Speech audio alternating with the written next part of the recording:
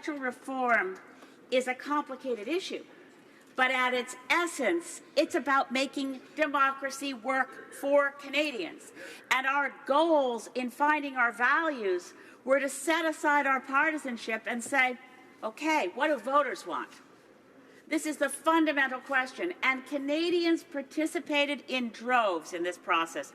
We've had a discussion in Parliament, and I certainly accepted the Honourable Minister's apology. She knows we worked hard, but to me the essence of it is that we worked hard, we delivered on our mandate, we got a very impressive report in on time and on deadline, but it's not just the members of the committee who worked hard, it was thousands of Canadians.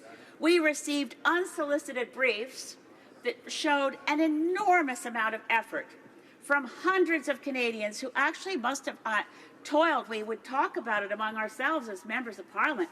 The work in briefs that were hundreds of pages long as Canadians attempted to come up with the very best system, a made-in-Canada solution to ensure fair voting. We also had hundreds of people come to our hearings across Canada, many of whom didn't get up to the open mic session. People who sat through hours of testimony just because they were interested in the subject and showed their support for those who spoke. And I do agree with the member from Lac Saint-Louis that overwhelmingly, as our report notes, we heard people call for electoral reform. We heard them call for an end to first past the post and to bring in fair proportional voting. Now, in my own case, I held many town halls across Canada as leader of the Green Party, but I'd also written every single household in my riding.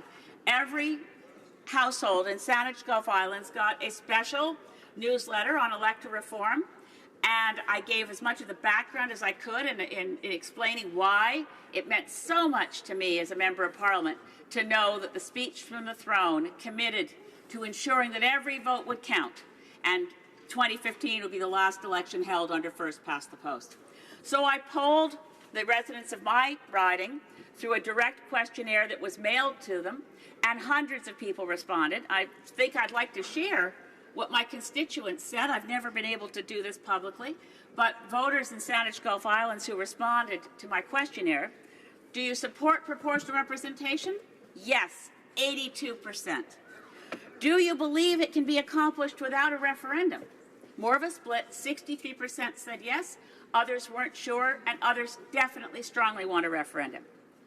What do you think about mandatory voting? This was split.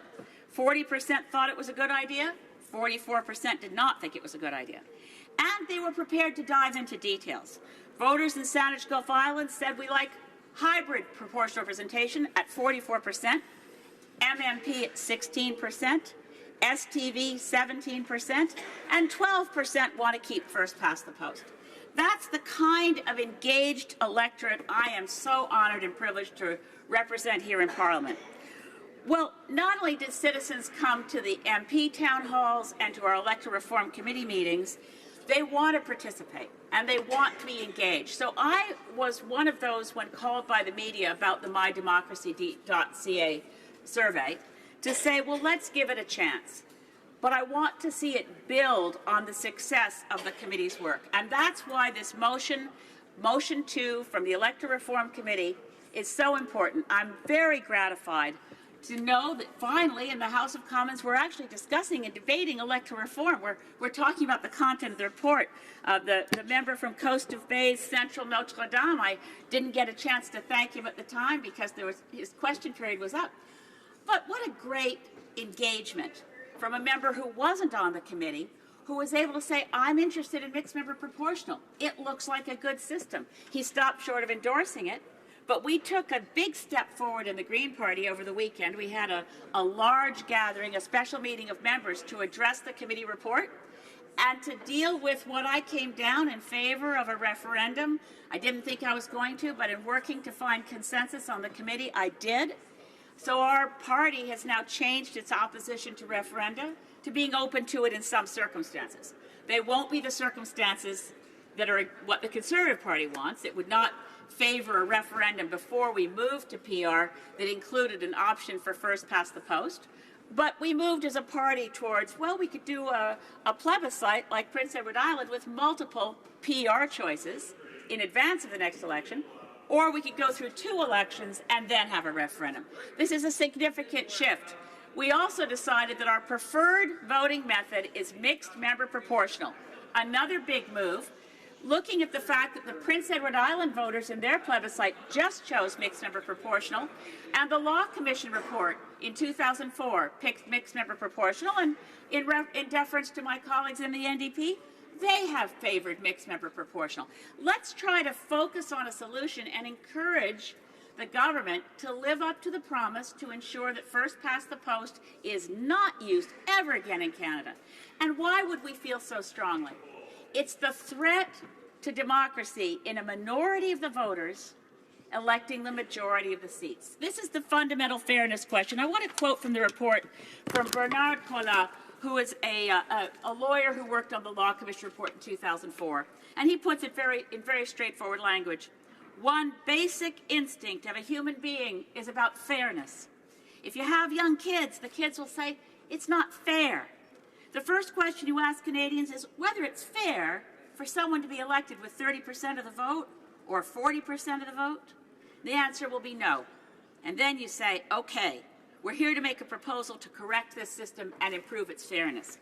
That's my big complaint with the MyDemocracy.ca survey. It's interesting as far as it goes, but that's the fundamental question, and none of the questions put to voters in MyDemocracy.ca go to the value of fairness. We have a lot of questions on online voting, but without the information up front about why our committee recommended against it at this time. We have a lot of questions about mandatory voting, but nothing about why it is that it was the right thing to do. And we hold the government to account that it was the right thing for the Prime Minister to promise that first past the post would not be used in 2019. Our committee found that ranked ballots were the only system worse than first past the post, and we recommended to the government proportional representation, but not through a pure list system. We did our job. Please, I urge the government to accept the report of our committee, improve the online questionnaire, and live up to the promise of electoral reform.